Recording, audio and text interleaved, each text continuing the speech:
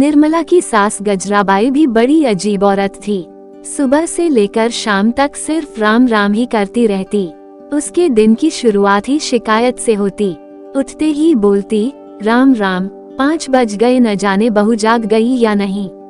यहाँ सब मुझे ही सब करना पड़ता है। बोलते बोलते गुसल खाने में नहाने जाती। वहाँ पानी, तौलिया, उसके कपड़े सब कुछ तैयार मिलते।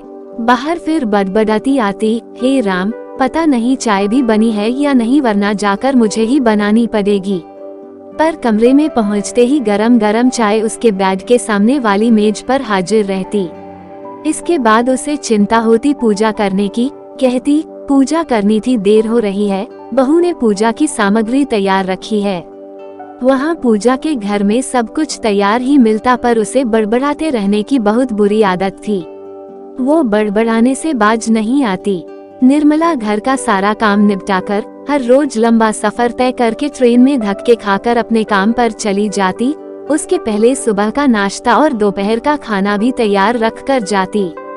गजराबाई दिन भर डोसियों के साथ गप्पे लगाती, बहू की बुराई करती या फिर राम नाम की माला लेकर बैठ जाती। यहाँ वहाँ के मंदिर जाकर भजन कीर्तन में लगी रहती। घर में या घर के कामों में जरा भी ध्यान नहीं। जब इतनी ज्यादा उम्र भी नहीं हुई थी, उसे लगता बहू है तो मैं क्यों काम करूं। शाम हो जाती और बहू के घर आने के समय कुछ न कुछ दर्द का बहाना बनाकर पलंग पर पड़ी रहती। शुरू में निर्मला को सच लगता था, पर कुछ ही दिनों में उसकी पोल खुल गई। पर पति देव इस बात को कैसे माने, उनको तो अपनी माँ साक्षात देवी लगती। उसे अपनी माँ ही प्यारी है, फिर बीवी का सच भी उसे कड़वा लगता। रोज शाम को थकी हारी घर आते समय जरूरत की चीजों को बोझ ढोते आती और बिना एक पल गवाए फिर शुरू हो जाती रात के काम की जंग। इसकी शुरुआत चाय से लेकर होती और पूरा खाना तैयार करके सास और पति को खिलाने के बाद कपड़े, बर्तन, चूल्हे चौके आदि की सफाई के बाद कहीं वो खाना खा पाती।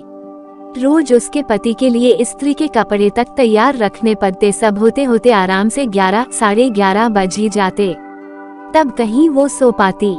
यही हर रोज का कार्यक्रम रहता। इतवार और छुट्टी के दिन सिर्फ दफ्तर और सफर से छुट्टी मिलती, न घर के कामों से फुर्सत मिलती, न आराम। ऊपर से सास की तानाशाही भी चलती रहती। घर का वातावरण हमेशा बिगड़ा सा रहता। पति इन सब से बचने के लिए दोस्तों के साथ हर इतवार को कहीं न कहीं चला जाता और निर्मला यहाँ अशांत वातावरण में घुटकर रह जाती। पति को उसकी कोई चिंता ही नहीं। रोज सब काम अपने आप हो रहे थे, सब कुछ तैयार हाथ में मिल रहा था।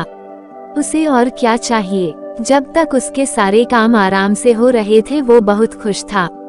एक इतवार को उसका पति हमेशा की तरह बाहर चला गया।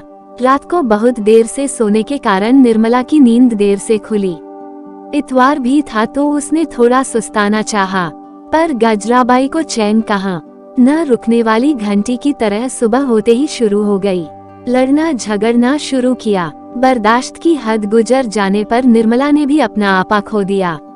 गुस्से में उसकी जुबान भी चल गई। सास का पारा और चढ़ गया। उसने जाकर उसे धक्का दिया और दीवार से टकराकर गिर पड़ी। शोर शराबा सुनकर पड़ोस की कुसुम दीदी आई। देखा तो वो बेहोश हो गई थी। उसने पानी मार के होश में लाया और उसकी सास को खरी खोटी सुनाकर निर्मला को डॉक्टर के पास ले गई। होश में आने पर उसे ससुराल जाने से डर सा लग रहा था, पर उसका सारा सामान वहीं पर था तो वापस जाना पड़ा। उसने घर लौटने पर देखा सास अपने कमरे में गहरी नींद सो रही थी। पति अबद का घर लौटा नहीं था। उसने अपना सारा सामान पैक किया और सास और पति की गिरफ्त से भाग निकली। शाम को जब उसका पति घर लौटा तो उसकी देवी समान माँ ने बेटे से कहा, तेरी बीवी भगोड़ी निकली, वो भाग गई। सुनकर उसने कहा, अच्छा हुआ, मैं उसे घर से आज निकालने ही वाला था। तू फिक्र न कर माँ, मैं तेरे लिए उससे भी बया बहू लाऊंगा।